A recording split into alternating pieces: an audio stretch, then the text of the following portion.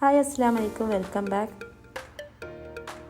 ഇന്ന് ഫ്രൈഡേ സ്പെഷ്യലായിട്ട് ബിരിയാണിയാണ് കേട്ടോ വെക്കാൻ പോകുന്നത്. ബീഫ് ബിരിയാണിയാണ്. ഉള്ളിയൊക്കെ വഴണ്ട് വന്നതിന് ശേഷം അതിലേക്ക് വെളുത്തുള്ളി, ഇഞ്ചി, പച്ചമുളക് പേസ്റ്റൊക്കെ ചേർത്ത് അതിലേക്ക് തക്കാളിയും ചേർത്ത് പിന്നെ പൊടികൾ ചേർക്കാൻ കേട്ടോ.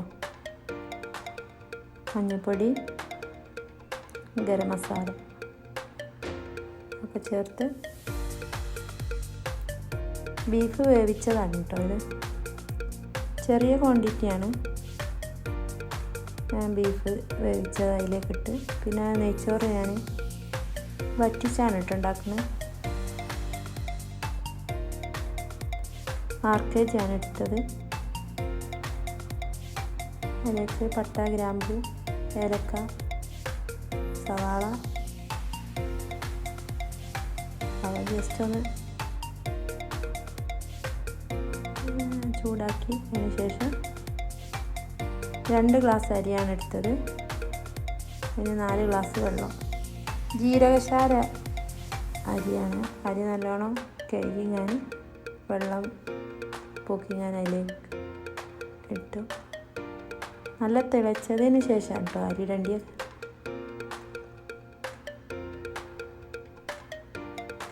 ഒക്കെ വറ്റി വന്നിരിക്കുന്നത്. ഇനി ദമ്മ് ചെയ്യുക.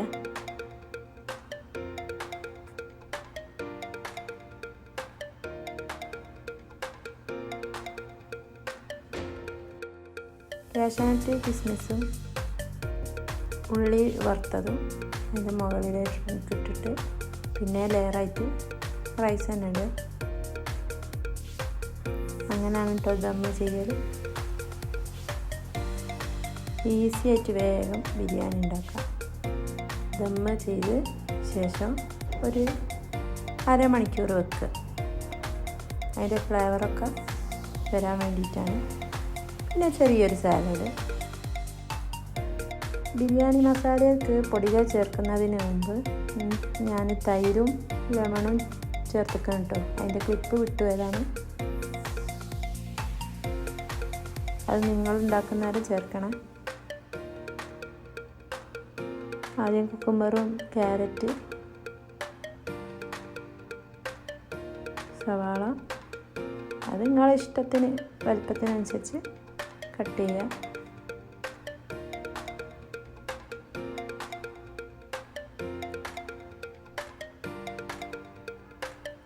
ഞാൻ തൈരിൽ പച്ചമുളക് ഇടാറില്ല കേട്ടോ.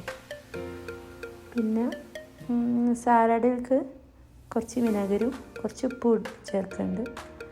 തൈരിൽ ഞാൻ ഉപ്പ് ചേർക്കുന്നില്ല. ഇവിടെ നല്ല കട്ടിയുള്ള പുളിയില്ലാത്ത തൈരാണ്. തൈരിൽ ഉപ്പ് ചേർത്തില്ലെങ്കിലും കുഴപ്പമില്ല.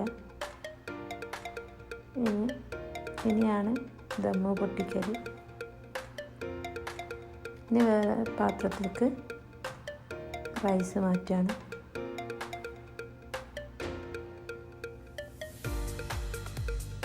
രണ്ടും കൂടി മിക്സ് ചെയ്തല്ല കേട്ടോ.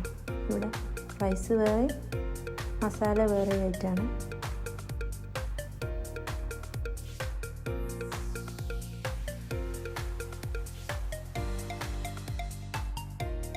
ഫുഡൊക്കെ കഴിച്ചതിന് ശേഷം രാത്രി ബോളിവാഡ് സിറ്റിയിലേക്ക് പോയി. അവിടെ എൻട്രി ഫീസൊന്നുമില്ല കേട്ടോ, ഫ്രീ ആണ്.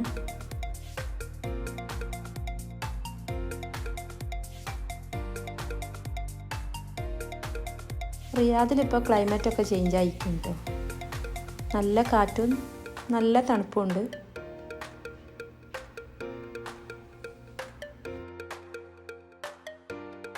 എൻ്റെ വീഡിയോ കാണുന്നവർ എല്ലാവരും സബ്സ്ക്രൈബ് ചെയ്യുക, ലൈക്ക് ചെയ്യുക, ഷെയർ ചെയ്യുക, കമൻറ്റ് ചെയ്യുക. സ്കിപ്പ് ചെയ്യാതെ കാണണം കേട്ടോ.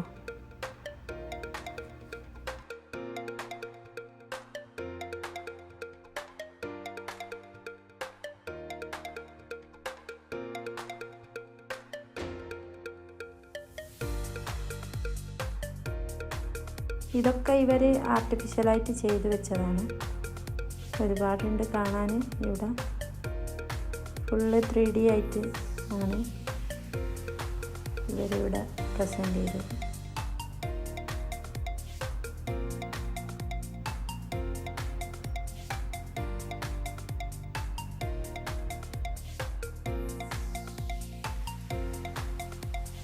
വീഡിയോ കാണുന്ന എല്ലാവരും സബ്സ്ക്രൈബ് ചെയ്ത് സപ്പോർട്ട് ചെയ്യുക. അടുത്ത വീഡിയോയിൽ കാണുന്നത് വരെ എല്ലാവർക്കും അസ്സലാമു അലൈക്കും.